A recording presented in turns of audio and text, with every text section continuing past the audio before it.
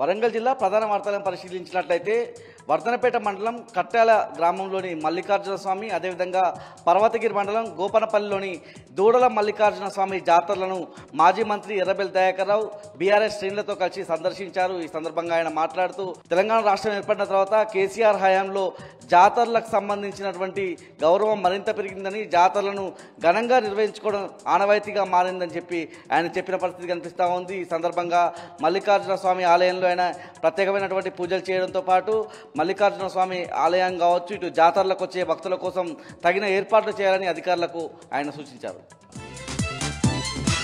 హన్మకొండ జిల్లా ప్రధాన వార్తలను పరిశీలించినట్లయితే ఐనవోలు శ్రీ మల్లికార్జున స్వామి ఆలయానికి సంబంధించిన జాతర అంగరంగ వైభవంగా కొనసాగుతుంది.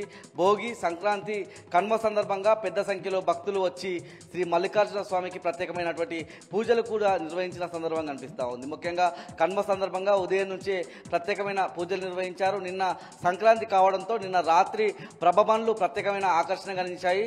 ప్రభబండ్లను సందర్శించేందుకు పెద్ద సంఖ్యలో భక్తులు తరలి వచ్చారు. ముఖ్యంగా ప్రభబండ్లకు ఏర్పాటు చేసిన లైటింగ్ కావచ్చు, డీజే సౌండ్ కావచ్చు ప్రత్యేకమైనటువంటి ఆకర్షణగా నిలిచిన పరిస్థితి కూడా కనిపిస్తూ ఉంది. ఈ జాతర అంటే సంక్రాంతి నుంచి జరిగేటువంటి జాతర ఉగాది వరకు కొనసాగుతుందని చెప్పి ఆలయ నిర్వాహకులు చెప్తా ఉన్న పరిస్థితి కనిపిస్తూ ఉంది. భక్తులు అవాంఛనీయ సంఘటనలు చోటు చేసుకోకుండా పెద్ద సంఖ్యలో పోలీసులను కూడా ఏర్పాటు చేసినట్లుగా ఆలయ నిర్వాహకులు చెప్పారు.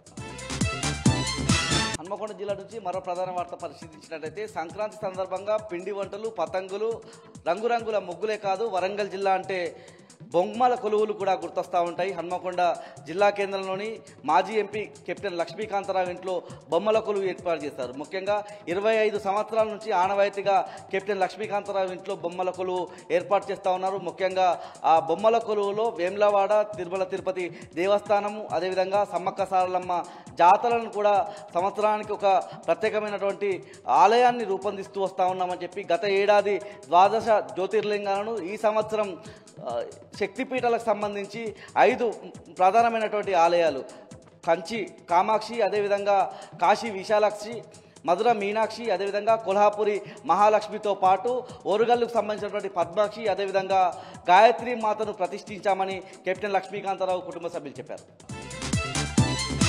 ములుగు జిల్లా ప్రధాన వార్తలను పరిశీలించినట్లయితే మంగపేట మండలం మల్లూరు హేమాచల శ్రీ లక్ష్మీ నరసింహస్వామి కళ్యాణ మహోత్సవానికి తేదీ ఖరారైంది. ఈ ఏడాది మే 12వ తేదీన స్వామివారి కళ్యాణం ఉంటుందని అర్చకులు ప్రకటించిన సందర్భం కనిపిస్తూ ఉంది. ముఖ్యంగా స్వామివారి వరపూజకు సంబంధించినటువంటి కార్యక్రమం భద్రాచలం శ్రీ సీతారామచంద్రస్వామి ఆలయ ప్రధాన అర్చకులచే వేద మంత్రోచ్చరణల మధ్య నిర్వహించిన పరిస్థితి కనిపిస్తూ ఉంది. ఈ ఘట్టాన్ని తిలకించేందుకు పెద్ద సంఖ్యలో భక్తులు తరలివచ్చారు.